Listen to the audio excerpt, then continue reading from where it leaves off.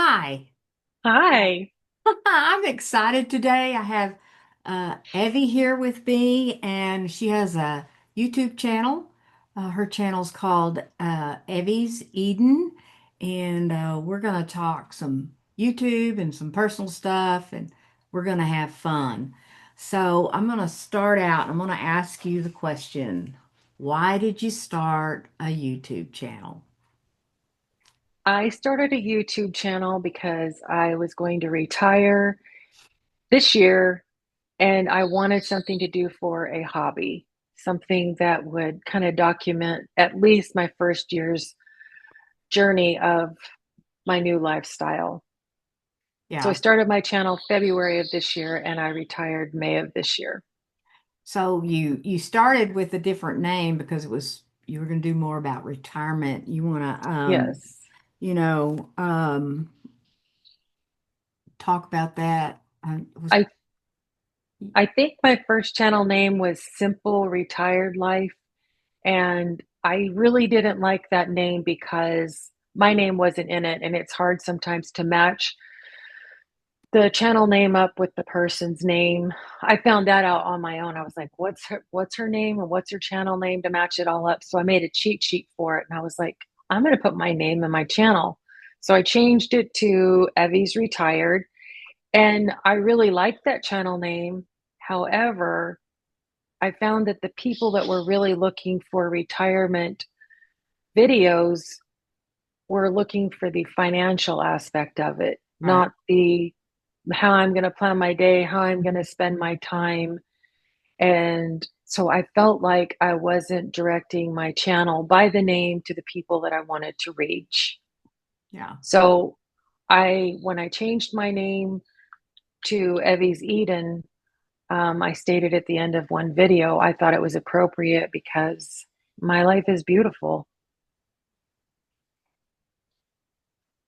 So in that kind of in that vein, what what do you want the people that watch your channel today? What do you want them to feel or glean from your videos? I want people to feel like they're content to sit down and have a cup of coffee and listen to what I have to say, even though I might find it mundane, boring, or uninteresting. Someone else might find it interesting because the channels I watch that I really enjoy watching are somebody's day to day. I'm getting ready to, go on a walk or I'm getting ready to cook dinner. And they just talk. They just talk about what's going on with their house, the holidays, their husband, their kid, their dog, whatever it is. And I get an insight to who that real person is. And that's what I want to share is who I really am, what makes me tick, what makes me happy, what I spend my time doing. Right, right. Um, what are some of your fears or the obstacles you felt you have overcome or had to overcome when you started the channel? The biggest obstacle was making the camera my friend slash comfortable to talk to, acting like somebody else was actually listening to me. And it took a lot of practice because I started my channel in February, like I said, but I never got comfortable with it until after I retired. I don't know that it showed in the recording as much as I felt it.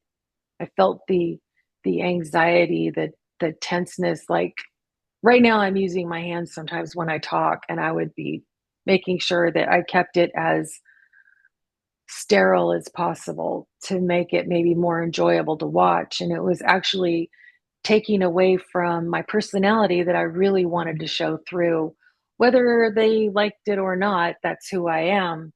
And I really understood that when I was using this little camera, my Osmo Pocket Yeah. 3, all the time. And I was like, this listens to everything I have to say, even if I never actually publish it. It became a tool for me to get to know myself. When I would watch it back, I was like, wow, I felt like that this day, and today is completely different. But that's exactly how all of us are. You know, we have different little compartments of our life and our feelings. And I learned so much about myself. And when I got this camera to take outside with me, which can be dropped or get wet, I'll never forget the first day that I popped it open and I was like, who are you? I didn't know this camera. I'm fine with it now, but it's still not my friend like this one here is. I felt like I was talking to a stranger, like I'd walked up in to somebody in the park and said, "Hey, how's it going?" instead of the regular people I saw every day and we shared, oh, this or that happened. Hey, look, the geese are gone today or whatever. And I think I've ran away with the question. Was it how did I Obstacle. change? Yeah, the Obstacles. obstacle. Yeah. Yeah, so it was getting used to recording myself and I got to know myself. And I don't mean this to sound bad, but the more I got to know myself, the more I liked myself. And I think that's been lacking in my whole life. I, in younger days, would be happy with, oh, my hair really turned out, or I really like my makeup or my outfit. And I would leave the house feeling like I looked good. But how I feel about myself now is from in here. And Right? it doesn't matter. Now, I'm not going to get out of bed with my hair all sticking up and my eyes glued shut and record. But if I'm not wearing makeup that day and I have something to say, I'm comfortable enough now doing that.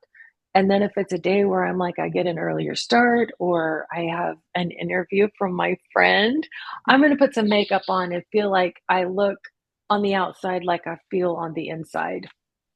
Right. Right. I know that I thought, oh, just record and get, I've spoke publicly for years in front of a Hmm. bunch of people, and then I did group, and I just thought, hey, just get on here and talk. But I didn't count for there's no interaction. There's Right. no one on the other side of the camera. It's me against the Hmm. camera. And that was probably one of my biggest obstacles is like, uh, my real personality. Even my husband said, you know, I don't know. You're not like you are when you're talking on the camera. And I had to learn to kind of do that. And that other person comes out sometimes. And that's kind of the next question. What do you feel like you've gained, or how has YouTube changed you? And you kind of touched on that. Yes, getting to know myself, letting that wall down of holding some, which I mean we all do. We hold something that's just for ourselves that we don't share with other people. But realizing it's okay to share if you're unhappy about something. I don't necessarily maybe think insecure, but something that's not perfect is Hmm. okay because there's Hmm. somebody else out there that can relate to it. So, learning the tech side of this, was YouTube easier or harder to figure out or learn the tech stuff here? Um, in the beginning, easy. I mean, I was more worried about talking to the camera and talking to, not talking to, but talking to the camera and what was what was in the background. Is there a dirty pair of underwear or something laying around for somebody to see? And um, then as I learned more and I progressed more was when I found it more challenging to learn. Like I immediately wanted to dive headfirst into it after I retired. And so I bought Final Cut Pro, and that was very humbling because I haven't figured out how to use it. I think I edited one video with it and I hit something on the mouse or something on the keyboard, and everything that was all of my, my B-roll, my video and my voice, whatever I hit, it kind of went like this and then it stopped. And I've been afraid of it ever since. I need like somebody right next to me and go, click here, now do this. until I get that routine down. And every time I get something that I want to edit and publish, I'm like, not today. I'm just going to use iMovie. Yeah. But if I feel the pressure because I bought it, Right. I wasted my money if I'm not going to use it. Right. Right. But iMovie is really great. Yeah, I use iMovie too. I don't I do a lot think of editing. I think the I do because when I do a video like I really like to do, which is maybe starting out in the car chatting and then we go into a store or it's different things like that. I have to because when I swing the camera Right. around, I'll make people fall out of their chair. They'll get dizzy from that. So Yeah. yeah, I have to do some editing. But I also enjoy the music part of it. Um, I don't know why I like that so much, but I really do. I like that little bit of background music and then turning it up if I'm not saying anything because I did a video where I was in a store and I was talking over the whole thing and I realized, these people, they're not dumb. They know what a Christmas tree is and a small village is or Right. whatever. So Right. just put some music or put a caption about how you feel about it, like, oh, I like this. And not anything negative, of course, but um, the tech side of it, it's going to get more difficult. The more, I don't know what word to use. I want to say professional without saying professional, but where it looks like it was done intentionally, not just thrown together, where someone actually enjoys it because I'm not teaching anything, I'm not informing anybody of anything. Right. It's a friendship and I want them to enjoy spending time with me.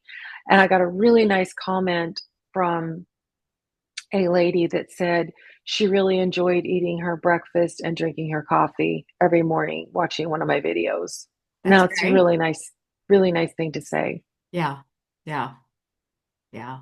And your channel's kind of evolved. Do you use a system or a special app for your music or? Yes, I use Epidemic Sound. Okay. I haven't And checked that out yet, but I'm about there. the bad thing about Epidemic Sound is that you can only use it on one platform and one channel. So my scripture channel, on Sunday, I had read the 4 books of Ruth and an intro before that. And 3 of those 5 videos, I put sound from Epidemic on there. And when I realized I had done it, I had loaded one on private. The other 2 were not loaded yet. I had to go back into the videos and I was not able to take the music back off. It was like all grayed out. Oh, yeah. So I had to start back over with Uh, those 3 videos. yeah. Like I had to Oh, re-edit them in iMovie again and then put them up without the music. So all this to say that after I hit over 3,000 watch hours, I think it's close to 31 now. I got this email from YouTube, take your next step, which is the buy me a coffee and tags or stickers or something like that. And I just let it sit there. And then I was like, no, I probably should do it because my subscribers are not growing. So I thought, well, maybe they're like really wanting me to progress. So I did it. And then it opened up a new line when you're in YouTube. There's the 3 lines, the middle one being, do you want to add the video and the subscribe or whatever? Do you know what I'm talking about? I haven't got there yet. Well, when you're publishing a YouTube video, it'll go through, it does its checks and Oh, everything. And then yeah. you can, Yeah. so you have I think it's called an end screen, and you Yes. can go in. Now I have 4 lines instead of 3. Oh, And it said something about um, copyright, and I didn't understand what I read. I was like, does this mean that I have to put in the about or the more section that I used Epidemic Sound because it was mentioning copyright?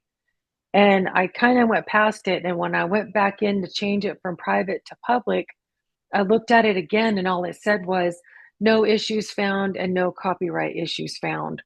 So I don't know if I'm running the risk now. I've only published the one video of causing some trouble for myself that I don't know, I just don't understand what they're wanting from me. I guess I need to look it up on YouTube and find out because I did hear a story just yesterday about a lady getting her channel taken down. And, you know, I don't think that she intended for it to happen, but, you know, a simple mistake can certainly be bad. Right. So, we have met in person, Yes, we have. and then we met up with two other YouTubers in person. Yes. So, what was that like for you? I know what it's like for me. It was so much fun, but what, let's talk about that a little bit. That, you watch people on here, and it's like you get to know them, but then you meet them in person, and it's so much more. Yes. Is the way I would describe it. I mean, you had the idea that I was kind of mature and serious and all of that. Yes. And I think when we met in person, you found out I wasn't any of those Right. things. I did. I did. I guess that I was so extremely excited to get up there to McKinney and find a place to park, which can be difficult, um, you know, around lunchtime because there's a lot of people that go to Yeah, I that was, little town. And kind of maybe like the first day of school where there's going to be new people to meet, and are you wearing the right clothes? Is your hair right? Did you remember your lip gloss or your chapstick or all the things? Are they going to like me? And it was easier, I think, for you and I because you and I had met up before we met with Karen and Allison, and Karen was from New Zealand staying with yeah, Allison. So those two knew each other, you know, and we had met. So the four of us kind of meshed together, and we surprisingly didn't like stay with, oh, I already know you, so I'm just going to talk to you. It kept like splitting up into this group would talk or that group would talk. And it was a fantastic experience. I would love to do it again yeah, it because was. we're real people here on YouTube, and the friendships that I've made are it's I don't know what the word is. It's amazing. It's amazing that you can call, like you called me yesterday and I was on a FaceTime call actually, and I was like, "Oh, it's Rhonda." I said, "Can I call you back?" She's like, "Sure." I did forget to call her back. But you and I talked for like an hour, and I said, "Oh, you know, you called me." I said, "What'd you call me about?" And so that's nice. That's nice to know each other well enough that um, we can carry on this entire conversation. And we just met this year, Yeah, yeah, but it's yeah, like we've yeah. known each other for longer. I always say you never know if today's going to be the day you meet your next best friend, Exactly. because this opened up friendships for me. I mean, all over the world. It's just amazing, like meeting Karen from New Zealand, and just Hmm. because she seems a little more focused and serious, but she's not like that. Well, I had so much fun that day. I didn't want to leave, but I had to drive home, and I want to get out of there before rush hour traffic. I understand. Yeah, Yes. yeah. And didn't So you make a long distance travel to go see a friend out of the country as well? did I what do? Didn't you? Well, Karen came from New Zealand, but didn't you go to Canada to I visit a did. friend? I did. I met Yeah. her online too. So yeah, so that's a thing. I mean, I'm not planning on traveling out of the country, but I mean that says a lot for the friendships that we can make here if people are willing to get on a plane and travel out of the country to meet. Right, right. She's supposed to come see me. I'm gonna hold her to it. So you're there were some things, of course, we've talked about a lot of stuff, you and I, that are similar in our backgrounds, like, um, some childhood trauma and some Mhm. abusive relationships and that sort of thing. but we had a Younger husbands. younger husbands. Yeah, look at that. Cougars. Uh, little known fact here on YouTube. But the one thing I think that really was a big connection was, my life has been certainly affected by alcoholism and addiction, and I worked Mhm, in the field for 23 years of addiction mhm, and dealing with your daughter that had mhm, a problem with addiction. And you did a series of three videos that were very emotional, heartfelt, and very well needed information mhm. for people. And would you talk a little bit about that for me? Yes. Um, that was probably my first experience with addiction, um, being so close to me. And in the beginning, it didn't start out like that. It progressively got worse over she started when she was about 13, innocently enough for recreation, and her life ended when she was 32. So it's gradual, and when you're dealing with something like that, both for the addict and the people that love the addict, it's real easy to just keep sliding deeper and deeper and deeper until one day you're like, this is really bad. This is really, really bad. And by the time they get to that really, really bad, society has started to treat them differently. And unfortunately, those of us that love the person treat them differently too, but not necessarily in a cruel way, in a cautious way to protect ourselves and protect them.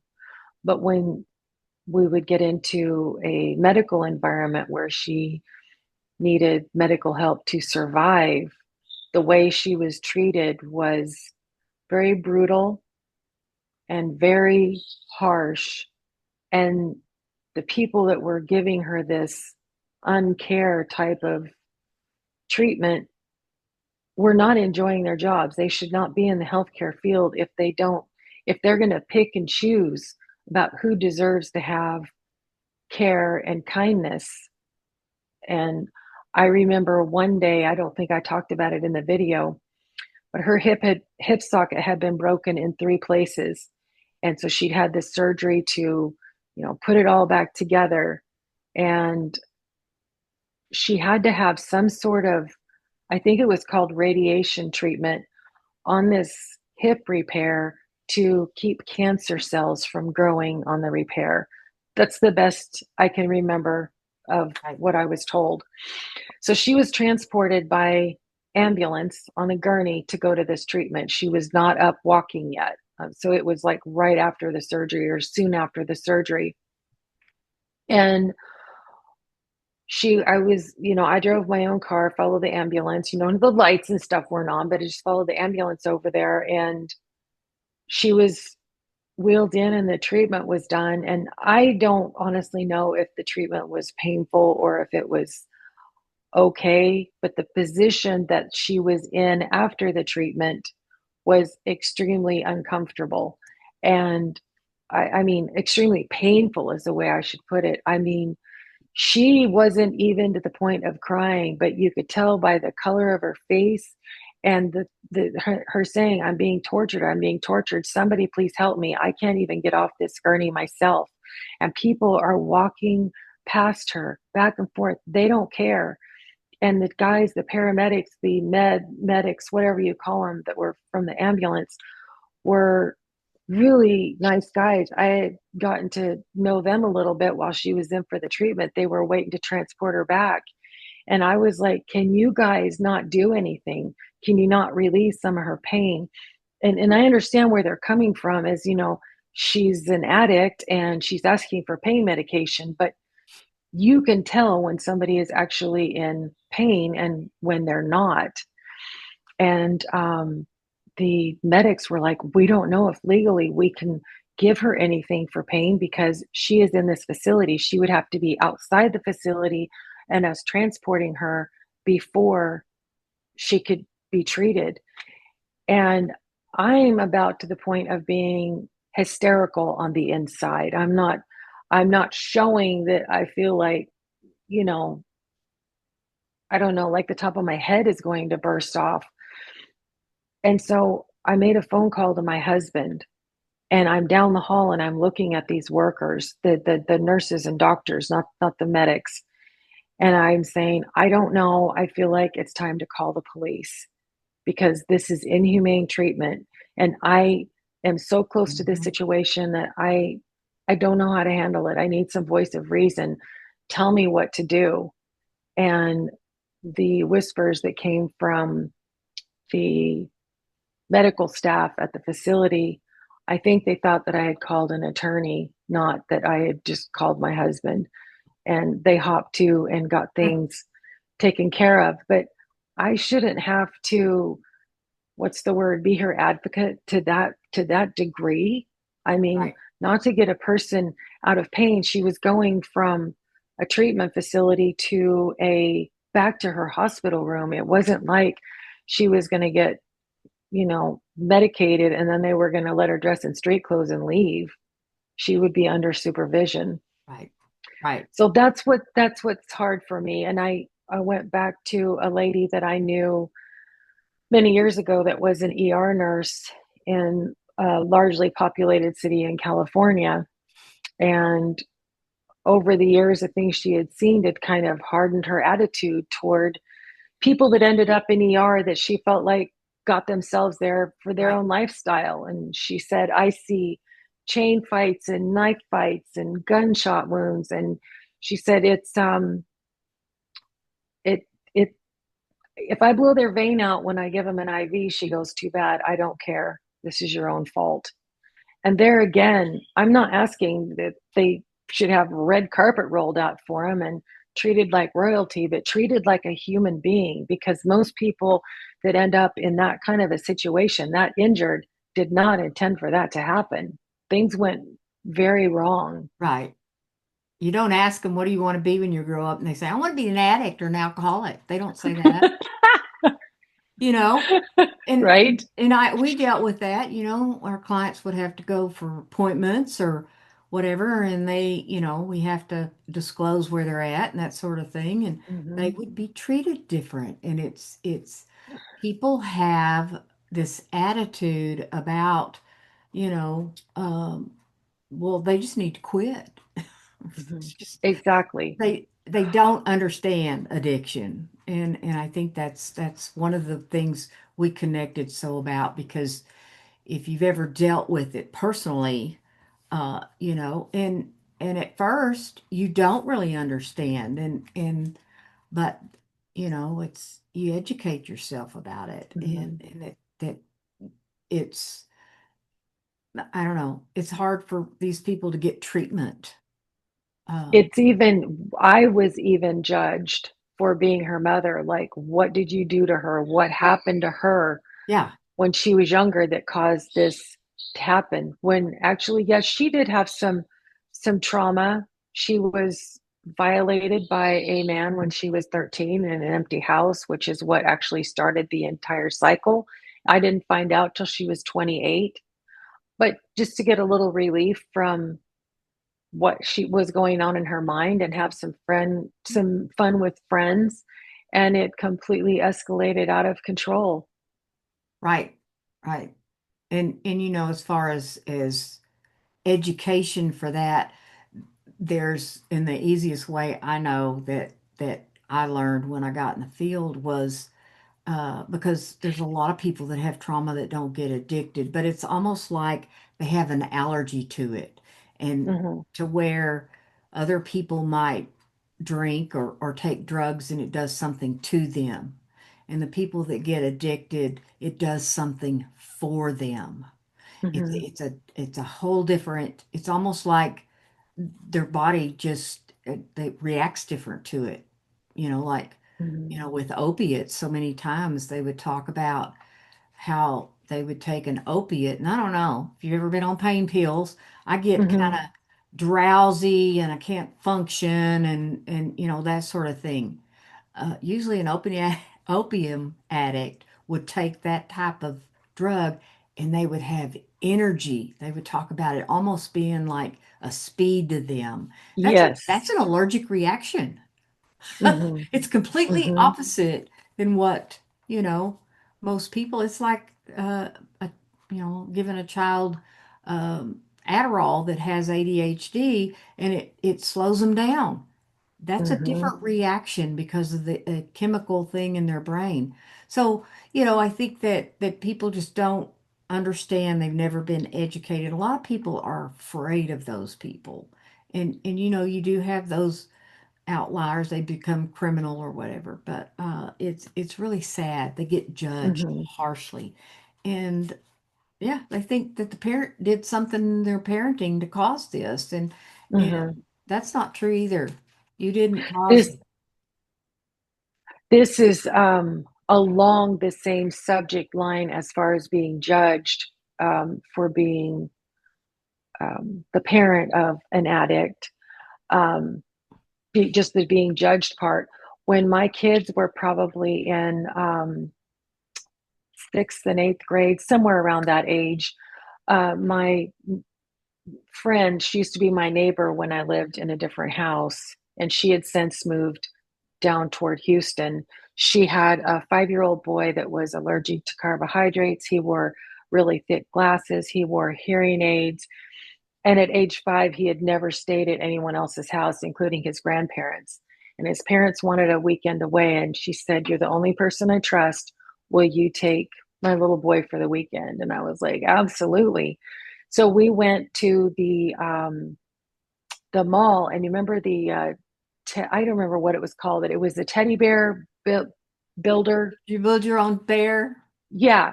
So my son had a girlfriend that he wanted to make a teddy bear for Valentine's Day. So we're waiting in line, and I've got this, you know, tall blonde-headed boy and this average-heighted blonde-haired girl, and they're happy and everything is, everything looks normal. And then I've got this 5-year-old boy that is standing facing me with his shoes on top of my shoes, hugging my legs as I'm walking. He's walking with me, and he's got all the gear on, and you can tell that he's not socially comfortable like the other kids are, I mean, mine included with the others in line. And I literally got stares from women that looked at me, looked at my two kids, and then looked at him, and they're like, "What did you do to him?" And I wondered, did they think that I did some sort of drug or something? Because they didn't know it wasn't my child.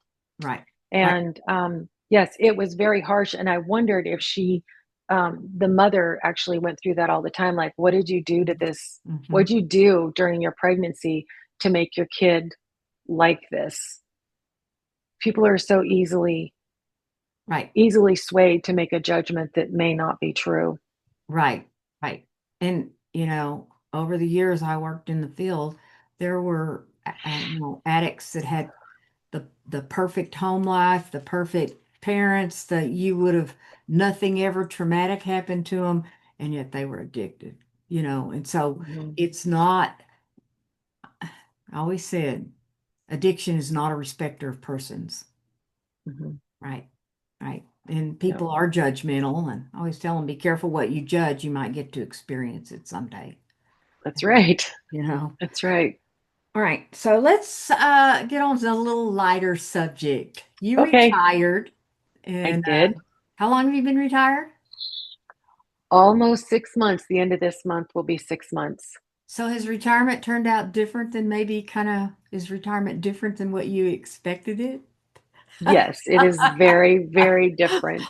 I Is had I first of all, my job that I left, I'd been there for it was going on 32 years, and in the exact same place, same position. I mean, it varied a little here and there, but everybody was like, "No, you have too much energy. You're going to get so bored.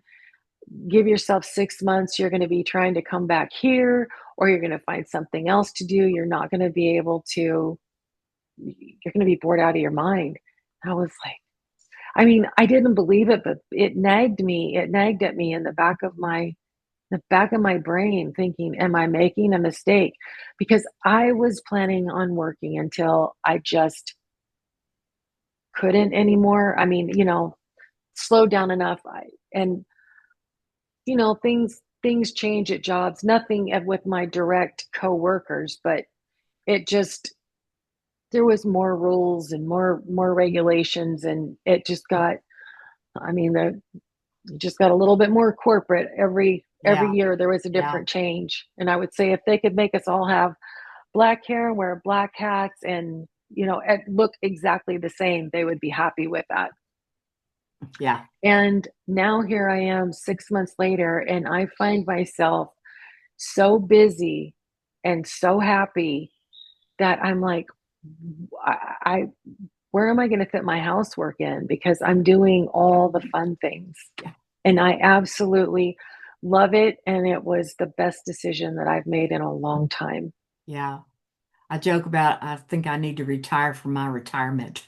Yeah. Because I've been retired 2.5 years and Hmm. it's really not anything like what I expected.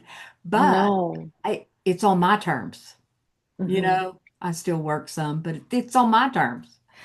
I think And a lot of people think of retirement as sitting on the couch watching TV, and just when it's time for lunch, you go to the kitchen and make a sandwich and you come back and you sit in front of the TV, and that's what you do.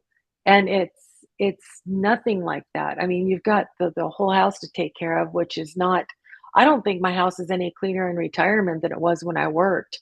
I just do the stuff as it needs to be done, and it's good enough. I think mine's And worse, Evie. do you? Well, I can do that tomorrow. Well, fortunately, I live with my husband, of course, and then my dad. When my mom passed in 22, he moved in with us. Yeah. And neither one of them are like a stickler for everything being perfectly clean. And I've known to go back and re-clean something my husband has cleaned, and he's like, your idea of clean and mine are two different things. So nobody around me is picky. Nobody notices or cares. Yeah. So, Yeah. but I'm loving it. So, if you could give any message to women entering retirement, what would you say? What would you tell them? I would say don't listen to what anyone else tells you unless you like what they're saying.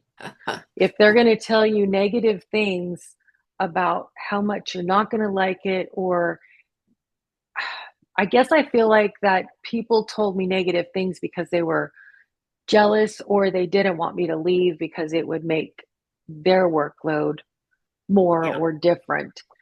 So you do what you think is right for you and put yourself in the path of positive people that are going to support your well-being and your happiness, Right. because you can't be happy around negative people all the time. It's draining. It's like you have this battery when you wake up in the morning and you're refreshed and you're ready for the day, and at 6 o'clock you're not as refreshed and ready for the day as you were 12 hours before. And if you're around a negative person for very long, you can feel like that by noon instead of 6 o'clock. It's Right. very draining. Right. Right. So, what is something you're grateful for today you couldn't appreciate years ago? Getting to know myself, which we already touched on, and being okay with wrinkles and lines and gray hair coming in, especially when there's some brown in there and it just looks dirty. It's not one color. Not that that's I'm just saying, being comfortable with who I am, where I am, how I look. How I look is directly, I can't think of it, how I want to say this. How I feel in here comes out here. Right. Whether it looks nice necessarily or not, if you show that you're a happy person, you're a content person, that's what people see. And I think they stop looking for the flaws, and perhaps they're never looking for the flaws like we look for them on ourselves. Right. Right. So I would say, because I look at pictures that I remember the day they were taken from 26 years old, and I was like, oh, that picture is disgusting. Look at this and look at that. Now I'm looking and I was like, that wasn't bad. The Yeah, picture was absolutely fine. So right. let's enjoy the picture that we have now because if we're fortunate enough to live another 15 or 20 years, we're going to do the same thing and go, I look like I was a pretty happy person. And a lot of those lines were from laughing and smiling. Uh-huh. Yeah, yeah. I call it you get comfortable in your own skin Hmm. because the picture didn't change.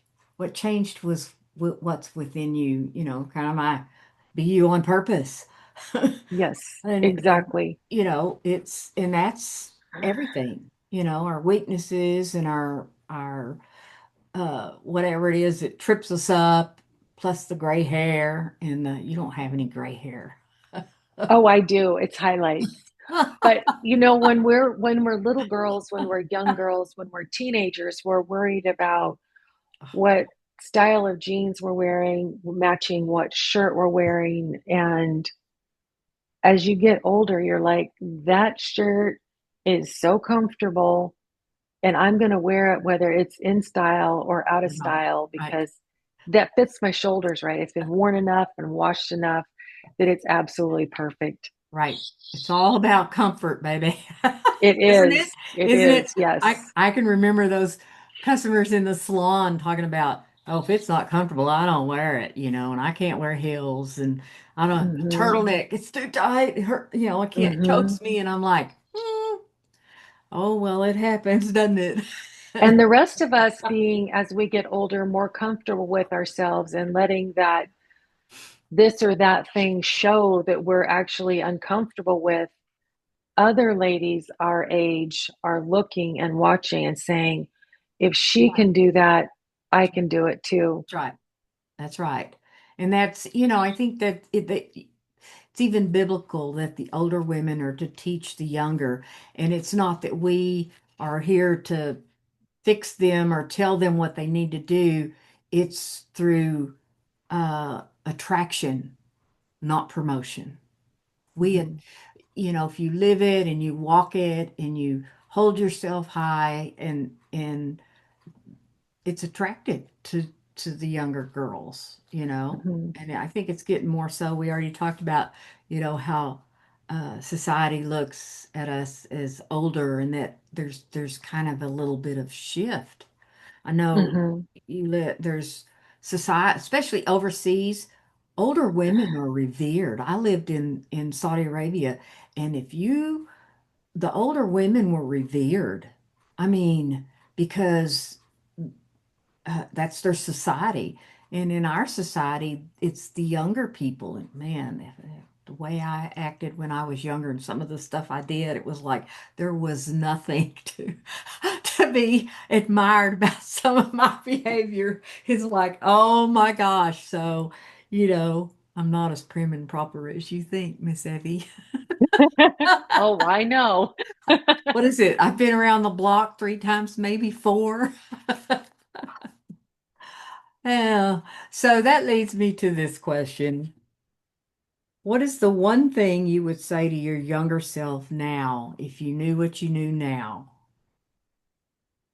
If you knew what you knew now, what would you tell your younger self? Be comfortable with who you are and find the things that you like about whether it's the way you speak, you act, how you treat people, your hairstyle, something about your face, because most of us have so much more going for us than we Right. don't. Right. And it reminds me of, I think my daughter was in eighth grade, and I did try to, you know, keep her self-esteem up and let her know that she was good enough, she was pretty enough, she was, so that she felt more comfortable than maybe I did at that age. And I was raised where if you wore something printed or plaid, you wore something solid with it. You didn't mix like a floral and a plaid. And she was getting ready to go to school, like to walk out the door. And I said, "Oh, Sarah," I said, "your clothes don't match today." And she turned around without even thinking and she said, "If I'm wearing it, it matches." All right then. Whoa, yeah, yeah. So, I mean, if I could have been that that's which I've always been kind of feisty and spunky, but not about how I looked. I think I portrayed a more comfortable, solid, outgoing person than I was. I was putting Mhm. on a show, Right, right. okay? And she wasn't having to put a show on. And now at 62, I've learned I don't have to put on a show, and it just happened to me. So you can wear plaid and florals. If I want to, I If you will. want to, yeah. My younger son dealt a little more with that sort of stuff, and I can remember telling him over and over again, you know, worried about how he looked, and I would say, son, the clothes don't make the man makes the clothes. And Hmm. that's, it's all about us about inside. And so, Hmm. well, That's exactly why people make quilts and pillows out of their elders, their elder family members, because those, yes, that man made those clothes. I that's mean, right. as in, that's the reminder, that's the comfort, that's the love. Right, right. Because you can take the same outfit and put them on a different person, and it's not the same. Hmm. Not the same. It's how they feel about themselves on the inside. And that is certainly something that I think that we have to grapple with and come to terms with when you do a YouTube channel is about the drop the fear of people judging you or what they think or and you just do you. And when you get there, then I think that's the icing on the cake. And then the people, the Hmm. community, the friends you Yes, make. It's all yes. great. And I really appreciate you taking time out of your day to Thank join you. me here. And when I upload this, I'm going to try to figure out how to do the collab so you can put it on your channel. Oh, thank I you. think if I do a collab, you can put it on your channel. So Okay, if I can thank you. if I can figure out the tech, right? Exactly. Okay. All right. Thank you, Rhonda. I appreciate Okay. it. All It right. was an honor. Thanks. Bye.